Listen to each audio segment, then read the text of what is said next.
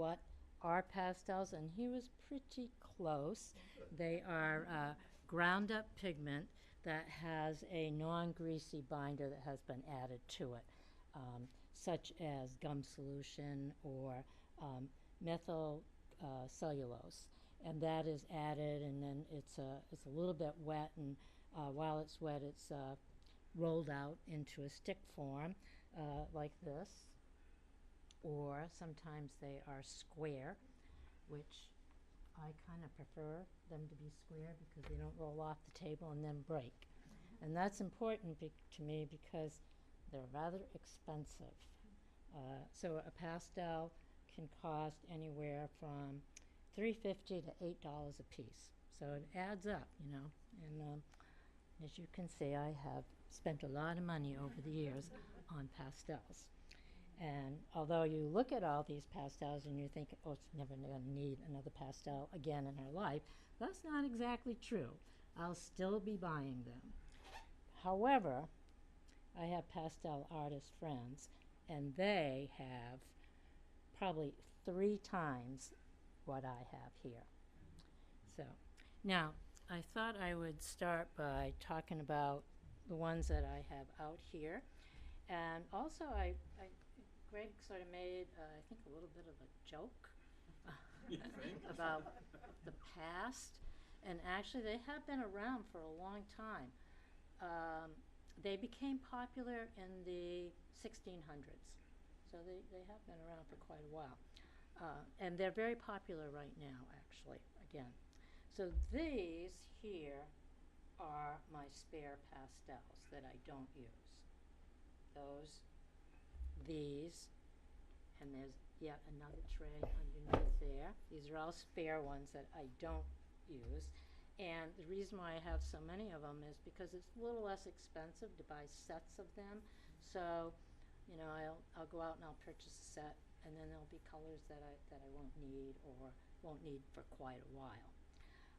And there also, the pastel itself, there's different kinds. And I thought I would, like, maybe pass this around. People may want to look at them a little bit closer, and you're welcome to come up and look later. So the more of the binder that is in it, the harder the pastel. And that's important for the pastel artist to have hard pastels like these here, which are called new pastel, and like a Rembrandt, which is also a hard pastel but not quite as hard. And then you work your way up from that to the Winsor Newtons, which are a little bit softer, and then you work into the real soft pastels, which are like Sennelays and Schminke and Unison and Terry Ludwig and Sharon Townsend. So there's a lot out there that you can purchase, and a lot out there that I still haven't purchased and maybe will eventually. What I have here, this is a set of pan pastels. I'll tell you, when I bought this set, I was just hold them up a little bit. You know, I'm going to fall out, so I can't hold them up too much. I was so excited about this that I was getting all these beautiful colors, and then guess what? I didn't like using them. So it was somewhat of a waste of money.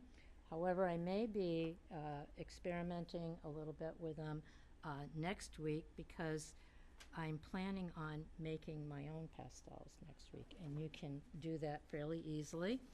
I never throw away anything. I have more of these at home, believe it or not, that are little tiny pieces, and they're all divided up into colors like they are here. And they already have the binder in them, so you just add water to that, roll them out, shape them, put them in a little toaster oven, which you then can't use with food again, and you can make your own. And I'm going to try adding some of these pigments from these pan pastels. One thing I've heard people say to me, These the same thing as chalk, and so I would just want to tell you that, you know, chalk is a totally different thing. It's a substance in itself, and it has colorants in it, but pastels don't have any kind of filler. It's just ground up pigment. So it's very, very potent, and it actually is the most durable as far as color goes of any media out there, because it has the least amount of binder that's diluting it. So you think of watercolors, that's diluted with water, oils diluted with oils, acrylics, some sort of, I don't know, latex or acrylic media there. Now, moving on down here. I love this. My friend made this card for me, and it has a little heart in the middle. And have it up there as well. This set of pastels right here is a set of pastels that I take when I go on location. They actually weigh quite a bit. So individually, no, but you start piling them on, and I used to try to take my studio set with me on location. Just got to be too heavy. So I have a set just that I use right here, only for on location. And then I have a little small set here, which I use for fog painting. I like doing paintings of the fog, and, you know, I was always having to look through all these colors, and so I decided just to set up a tray just for that. Now, this tray is another tray of spares. These are, I call my best spares. So before, when I need a new color, before going to those trays over there, I look here. But finally, this is my working set right here. This is what I have in my studio. And all these paintings here and one over here were all created with these pastels here. Now, there is something else. I'm trying to find it. Oh, here it is. You can't use pastels on just any kind of paper. You have to have special paper. And the one that I like the best is called Pastel Primer, and it's cardstock with an even, very fine, even layer of pumice on it. Some of the papers have sand on them. Some of them have a kind of almost like a velvet finish to them, and some are just textured. But the pastel will not hold on to just a plain piece of paper, so you've got to have special paper for it. And I'll just pass these around. Everybody probably has dirty Does the paper hands actually now. grab the It does. It grabs the pastel, and like I don't use spray. Some artists will spray, especially like when you're painting with pastels. You have layers. You have to layer it, and some artists like to spray some of the early layers. It makes it easier for them to continue. But I don't like to spray. It changes the color a lot, and I find that disturbing to me. I can't work with spray, so I don't do any at all.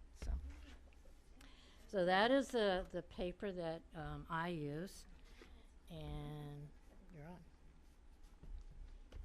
This is a image of my studio. So my studio is actually not much bigger than this space, only a little bit different. It's 5 feet long and 7 feet across. And so I have a very small studio, but I do have a little cork board, and I can pin up my paintings. So these are paintings that are really, I've just started. However, I have finished a lot of them since I took this. That right there. This one is right over here. And this one right here is that tall one over there. So these are at the early stages. And here I am, set up and ready to go. You can see I work by the window. I can't work in the afternoon because of the sun. You can see the sun coming in there. I took that photo in the afternoon, but I line up my pastels along the windowsill. I got that beautiful light, and I'm ready to go. And there's a painting in progress right there. And I do have a special easel that I use for painting with. I bought it secondhand from a friend who bought it secondhand. It is a rather expensive piece of machinery. I'm very grateful to have it and not have to pay that much for it. But it has a vacuum, so the vacuum comes down here and it goes out through that hose. It's like a hose for a dryer into a large canister, and it looks like a shop vac. So the whole thing is quite large, and it has like 3 different speeds, and I use it all the time. Some pastel artists wear a mask, but because I wear glasses, I find that to be inconvenient. They tend to steam up, so I don't like to wear a mask. But it is very dusty because it is a dry media, and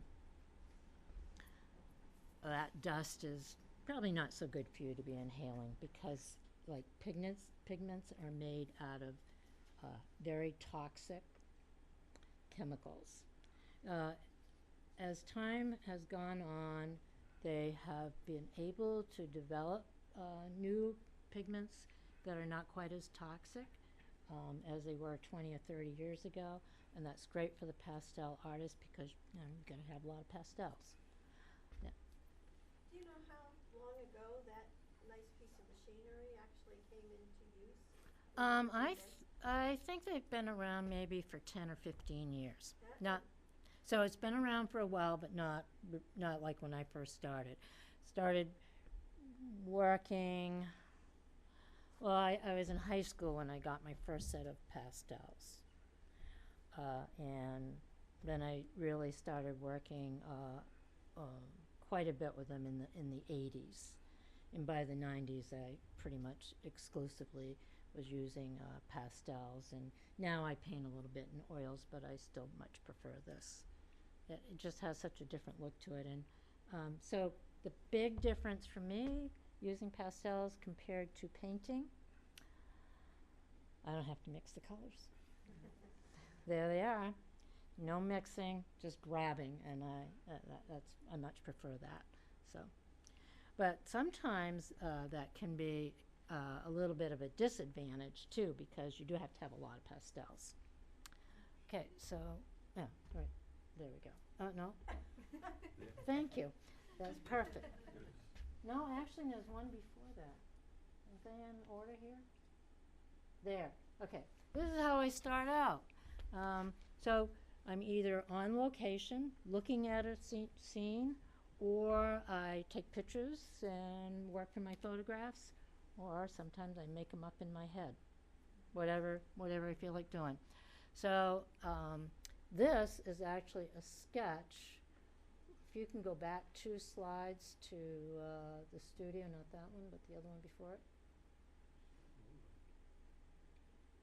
There, that's a sketch of that painting there. So start off with that, and now if you can go forward for me. Maybe.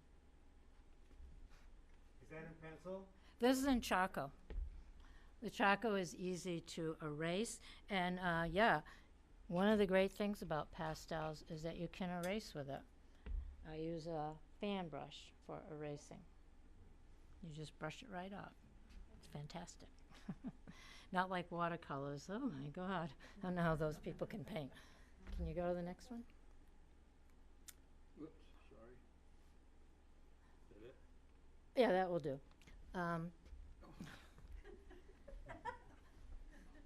It's alive.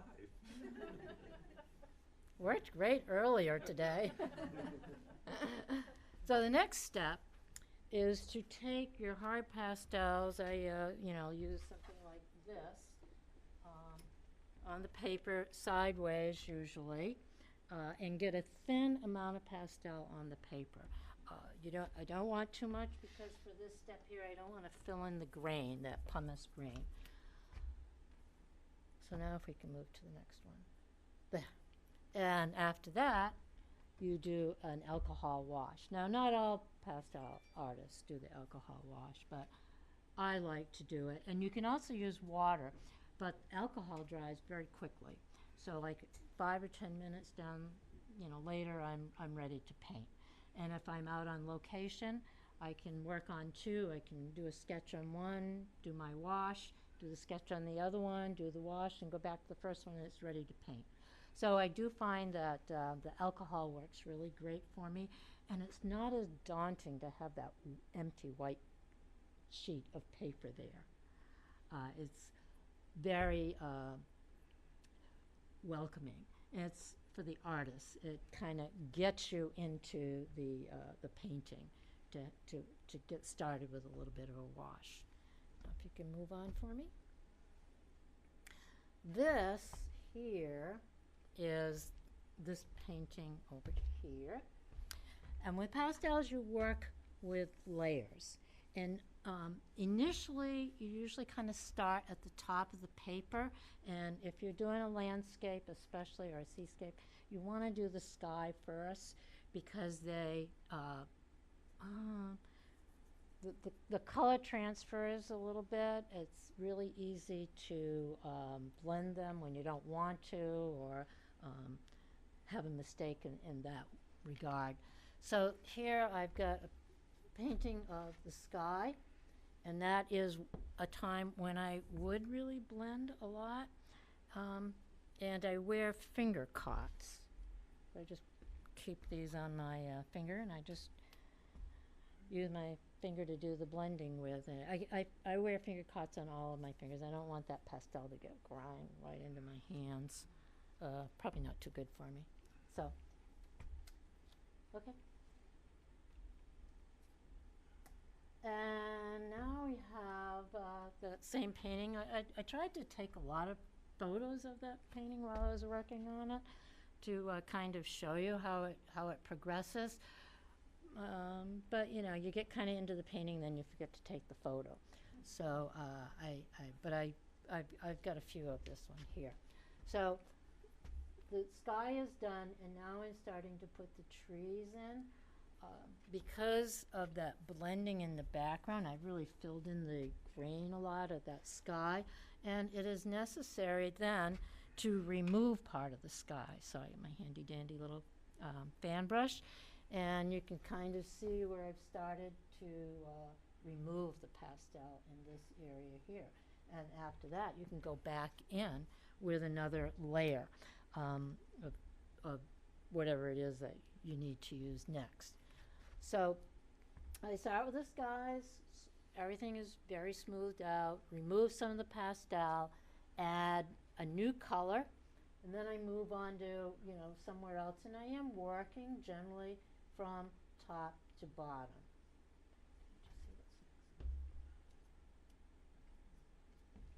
So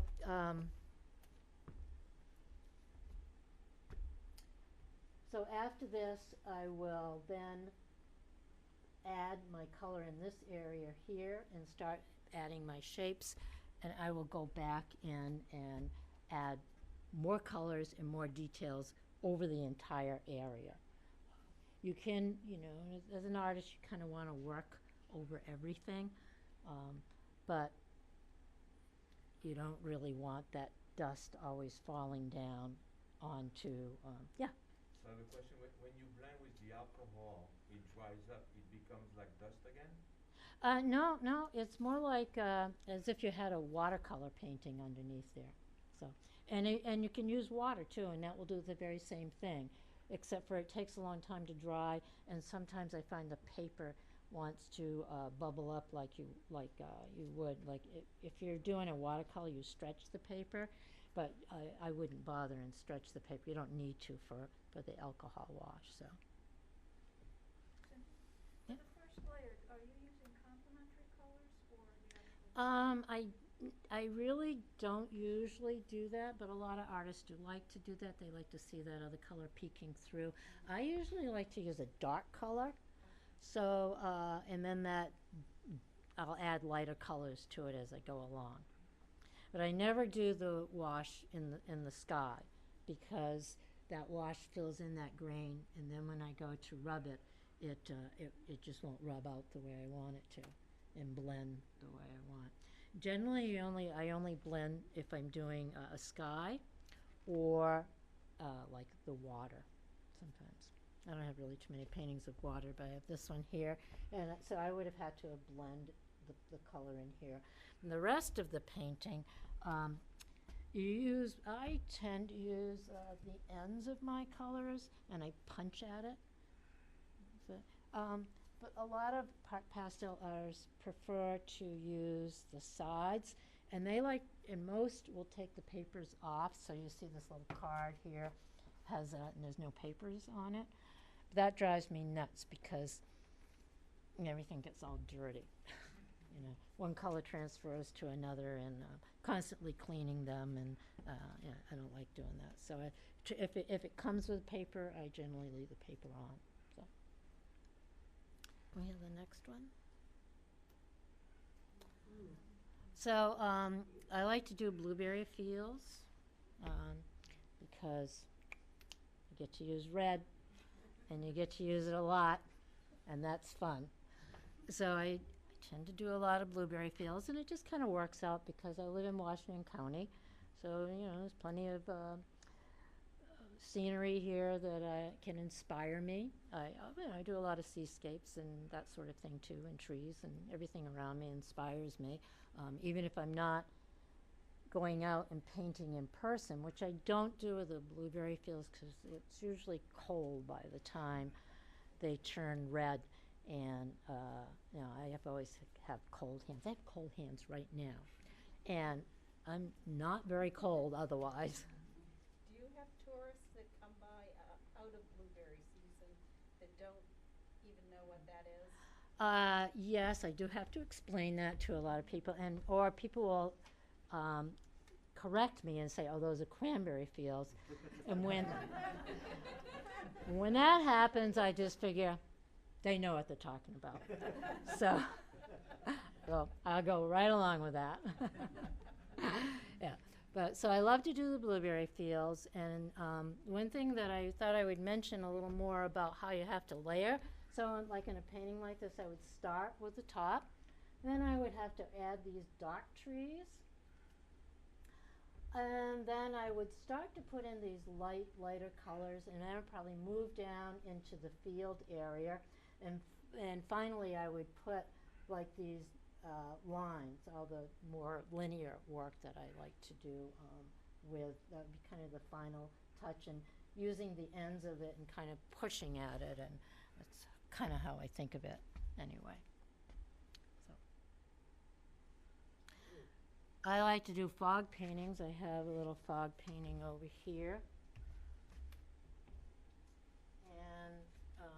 I have a super tool that I use, but I don't know what I kind of brought it with me, but don't know which one of these.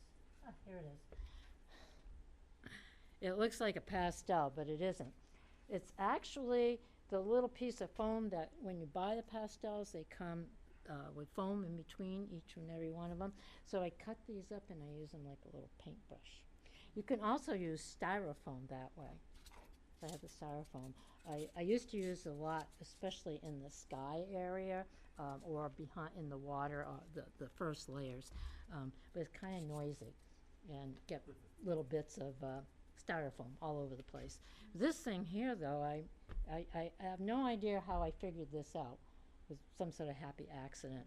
And now, if I'm painting with my friends, I don't let them use it. I'm afraid I'm going to lose it. So I'll put that back there. But with the fog paintings, it works really great because you can get these sort of shadows or these ghost-like images.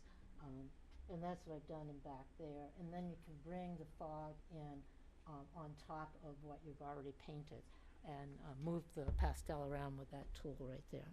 So it works really great for me. Excuse me, Yeah. those two paintings, the two previous ones, are they recent? I think I did them a couple years ago. Yeah. And this is an older painting that I have, But I brought it along because I do oftentimes go to Mount Desert Island area and meet other friends there, and we stay there for a week, and then we go out and paint every day together. And that is it's actually a painting of Southwest Harbor from Little Cranberry Island, where my husband's family's from, so we go out there quite often too.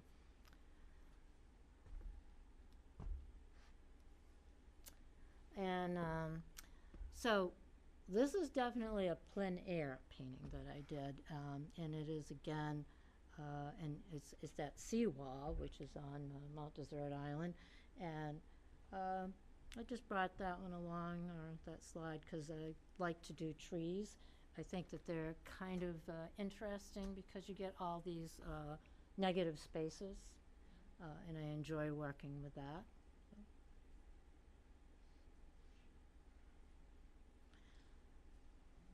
Little tree out on Crow Island. Big cranberry. Big Cranberry Island, yes. And another fog painting. So I think the one thing about the pastels that is so great is that you can really create a real atmospheric type of work, and you can also be very bold and dramatic, and that's kind of the way I like to work. The fog paintings are a little more subtle in the colors, but I do use a lot of different colors in that. And it's if you could see it in person, I think you can see that there's many different colors up in here as well as down in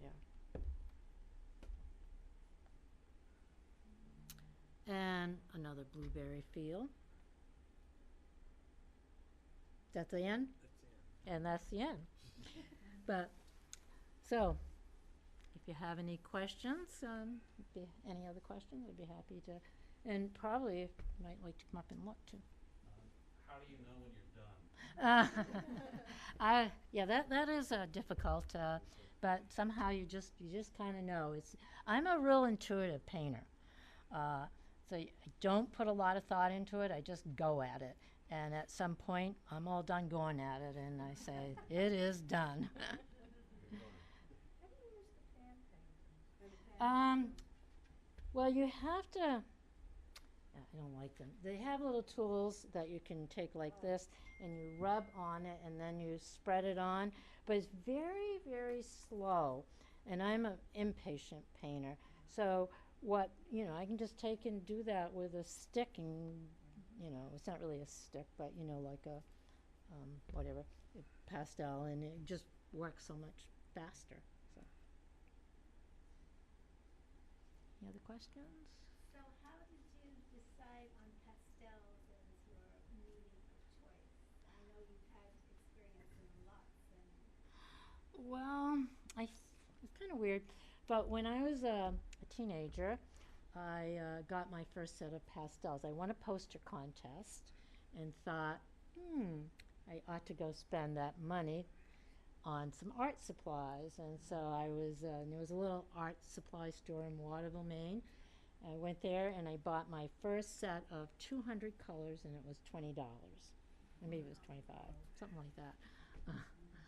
And they weren't really artist quality, but and so I just had those colors and started using them. I guess that's how and I took a couple of classes at the Portland School of Art, and then I worked with, I met other pastel artists there. We started going out together painting, sort of like one thing leads to another, And I have tried other media, and it just hasn't worked. It hasn't stuck the way this has. And then, you get to the point where it's a little like going to the gym, I think. If you pay for that membership, you're going to go, right? If you've got this kind of investment in pastels, well, I guess you better use them. So I generally work on 4 or 5 paintings at a time, and through the winter months, I'm trying to do 4 or 5 paintings a month and get them framed. It's sort of like a little goal that I have, and I've done pretty well meeting that goal this year. So, So you move from one to another? I do. I do all my sketches. I do like 5 sketches. Then I do the first layer of pastel on all 5. Then I bring them into the kitchen, and well, actually the dining area, and I do my alcohol wash. I bring them back, and I do the sky on all 5 of them. And after that, though, I end up generally working on one until I get to the point where I don't know what to do next. And I put it away and take another one out. And I just find that if I give it a little bit of time, a little bit of space, and I put it up and look at it for a little while, I can come back to it and I know what to do. So these would be related paintings? I tried, well, related at least in color. So not always, but more or less related in color, at least some of them. And right now I have a series of marshes that I'm working on. So I have a Scarborough marsh, I have a Lubeck marsh, I have a couple of marshes from Mount Desert Island that I'm doing. So they'll have the colors will be related. And so this tray here that I brought, colors look a little dirty. They get quite dirty while you're working on. This is my current tray that I'm working with. So I'll keep these colors out, and all these other colors will be, my working set over here, will be on the windowsills, on the bookshelf, and I will grab them when I need them, but I keep one tray, and then the next day when I come in, I already have my colors out. So that's how I like to do it. And they also make pastel pencils, but I don't like using them. I just use them to sign my name with. But you never can have too many, so I have about 3 sets of them. Do the painting needs to be protected with glass for sunlight over time? Well, Like watercolor? The painting needs to have glass on it, because if you touch it, it's going to smudge. You don't use any fixative, right? I don't use any fixative. But the paper, if you use a good quality paper, it's not going to drop the pastel. You have to be a little bit careful transporting them, because if you bump them really hard, you might get a little bit of pastel dust that will fall down onto the mat. And so that does occasionally happen, but not too often. It's actually the paper, the quality of the paper. It's all about that. And so the cost on that paper is around $11 or $12 a sheet. That size? They're actually a little bigger than this. But I don't always do that size painting, so I sometimes can get 3 paintings out of a piece of paper, so it's not too bad. And for framing, you have to frame them in kind of a special way. So the backs of the mat have a foam core glued to them, and that kind of sets the mat off from or the glass off from the pastel rather, and so it's a spacer. You do have to be careful. You can't put them in direct sunlight for any amount of time, not because they're going to fade, but for some reason, and I really don't know why, you get condensation under the glass. So in the house, it doesn't matter, but I do an outdoor show in Southwest Harbor. It's called Gallery on the Green. It's a 2-day show, and if the sun goes into my tent a certain way, it will immediately, it's like the humidity from the air gets under the glass or something, and then it will drip down. Water will just be dripping down there, and it will ruin the mat, and you got to take it home and remat it, which I don't like to do. Can you explain more about the alcohol wash and what you do? Why you do it? Well, mainly I I do it because I don't want to work directly on the white paper, because so in the sky I'm using my finger and I'm blending it, but when I'm working with the other layers, I'm picking up and I'm using the ends of these and I'm punching at it, and what happens is the white paper is going to show through, and I don't like that. So that would not bother some pastel artists maybe, but it does really bother me to have that white, little flecks of white paper. And I always go back with my little tool if I see any throughout the process, you know. So that wash just gives it a color, a coloration underneath it, a total. So if you can kind of see here how this is just the wash in here, and it's got the a color there, and the white paper isn't going to show through so much. So that's why I do it. And it kind of... Another question about how you work, Cynthia. You said you don't like the sound of the styrofoam scraping on them. I know a lot of painters that like to listen to music when they paint. Do you? I oftentimes do, yes. Not always, but yeah. Rock and roll? So I like a little bit, maybe a little bit more moody, but not classical. I'll go for, like, you know, a lot of times I'll put something on like Enya, you know, one of those kind of things. And it's great for painting with. It's not distracting in any way. So I do like instrumental music. But occasionally, yeah, I'll put on some rock and roll. But if it's too fast, and then I get going with it, you know. I'm afraid I'm going to wreck my painting, you know. So.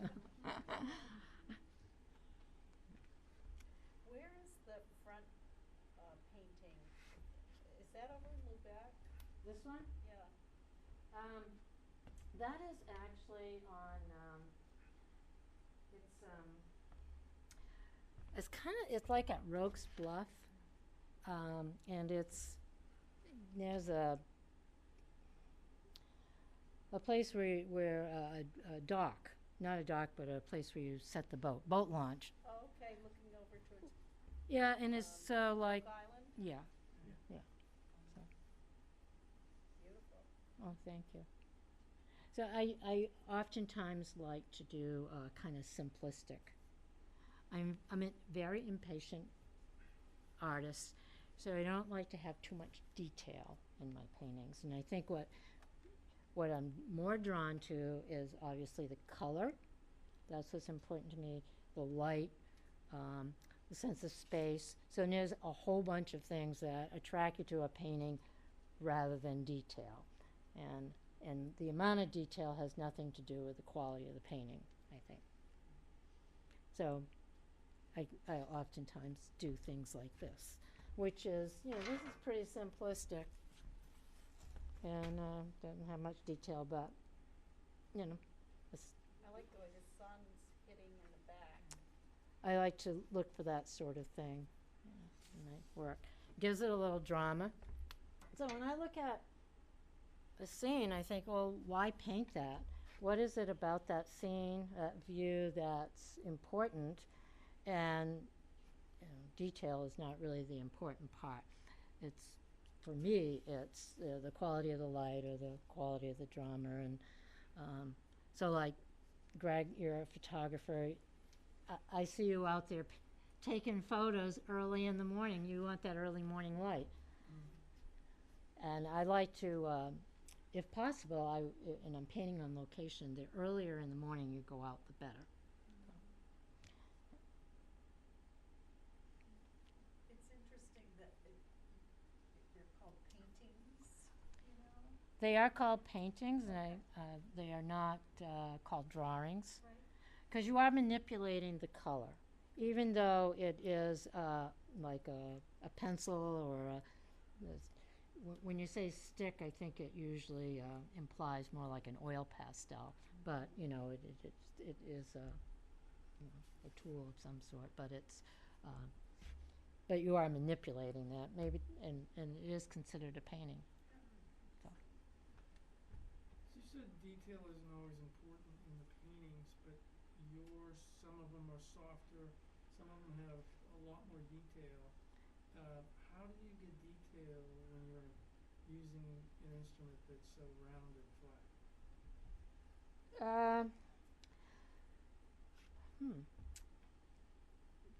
Some of these are square. Trying to find a square one here. And the square one has a little edge on it, and it's great. You can kind of take that edge and go quick with it, and that will give you a little stroke that is thinner, so you can get a little detail with that. And the other ones that are rounded, I just try to find an edge on it.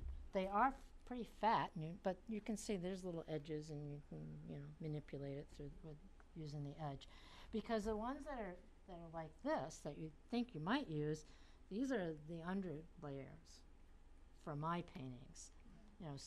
So there are artists out there that just use these. They don't use the really soft ones, but not me. Do you ever shape the crayon, or do you ever shape it with a knife or a? No, I don't. I do with the pencils. I use a razor blade with these so that I can sign my name. And occasionally I will do a little bit. If you could go back to that blueberry field, the one before this.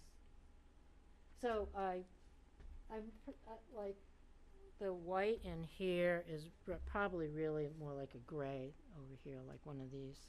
So, but it's harder to put the hard pastels on top of soft. You layer the opposite way. You go hard to soft. You said earlier on that you like working with pastel because you don't have to mix the color.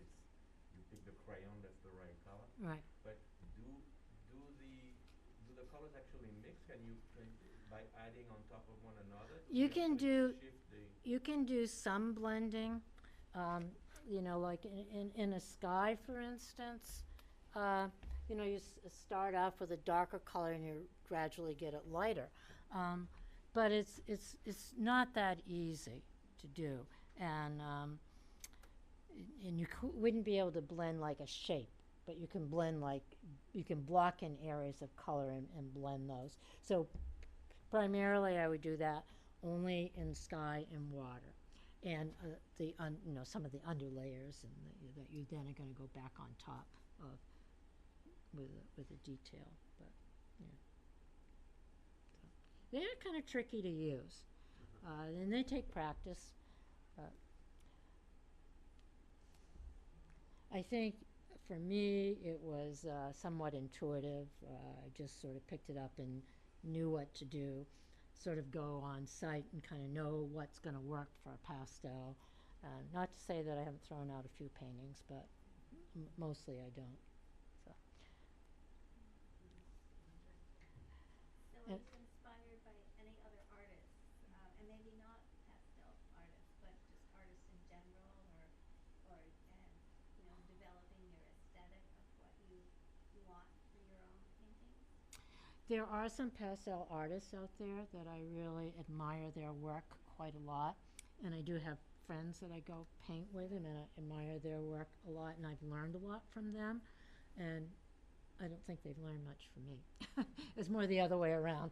But so there's one in particular, I think her name is Lynn Assetti or Assiette, and she's from the Mid-Coast area, and she's a beautiful pastel painter, works a lot differently than I do, uses a lot more texture. I do not like to use that much texture in my painting. And she's a little looser than I am, I think. And there's another pastel artist, I think her name is, last name I think is Sullivan. I'm kind of having a senior moment right now. But I have one of her books, and I find that I tend to look through that book quite often just to get, I love her colors, I love her subject matter, and the way she puts the pastel. So yeah, I would say that I have been influenced by other artists in what they do.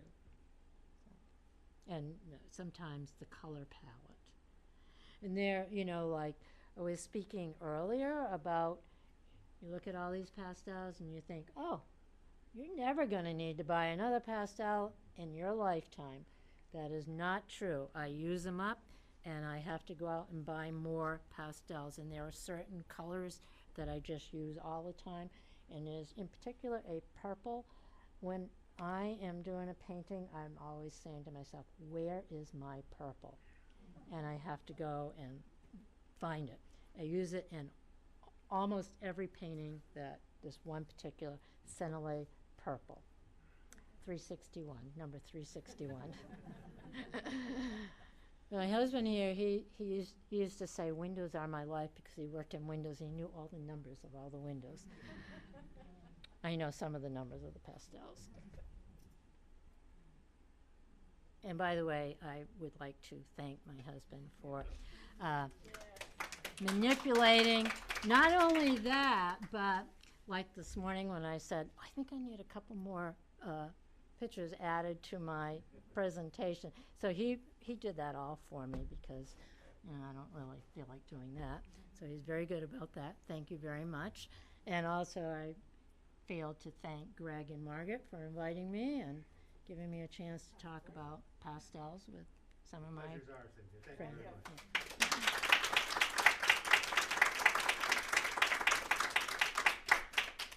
And I do hope you come up and look at some of these colors. I have one more question, because I know you've painted down around Southwest Harbor. Do you ever do Petty Marsh? Pretty much. Pretty Marsh, Pretty much, well, yeah. or the marsh over at Mansa.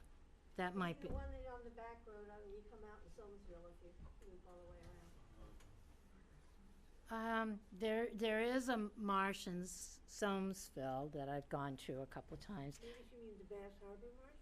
No, Bass Harbor I Marsh. know where she means, but it's not Pretty Marsh. It's Yeah. just- So between Mansa and Bass Harbor, there's many people think it's the most beautiful spot in all of Mount Desert Island. And at a certain time of day, you can go there, and there will be a whole line of people with their cameras set up, Greg, and taking pictures of it. And we actually have been there taking photos of this area when there's been like a photography class there. There's So- 3 eagles nests there too, so Yeah. that helps. I once saw 3 moose there. Oh, I've never seen a moose there. But I was set up one time, I think it was over in someplace on Deer Isle, and I was in this rather secluded area, and there was a little inlet, and the deer came down onto the rocks, swam across the water, came out on the other side, and completely licked itself off, the salt water off in it. So, yeah, sometimes you. And I had a mink one time come, I think, about that far away from me. I was sitting there. I was painting, but it's a quiet activity. It just came right down and. You also had a turkey that was in love with you. Yes, I did have a turkey one time that followed me around one afternoon. So, it can be adventurous outside at times. Yes. I had another question about selling your work. Do you find that it's more difficult to sell pastel than it would be oil or watercolor? Maybe the public is more familiar with?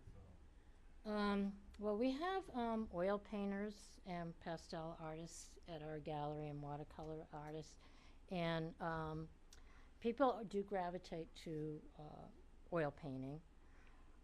But I actually sell more of my pastels than anything else in my gallery. But I think it's more because people are attracted to the drama that I like to create in my work.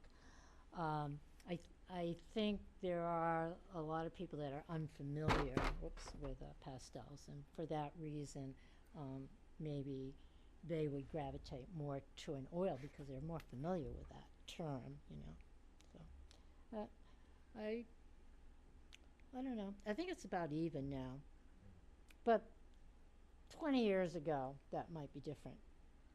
A lot of pastel artists out there right now. There's even, you can even buy the Pastel Journal, and it's just all articles on pastels. So,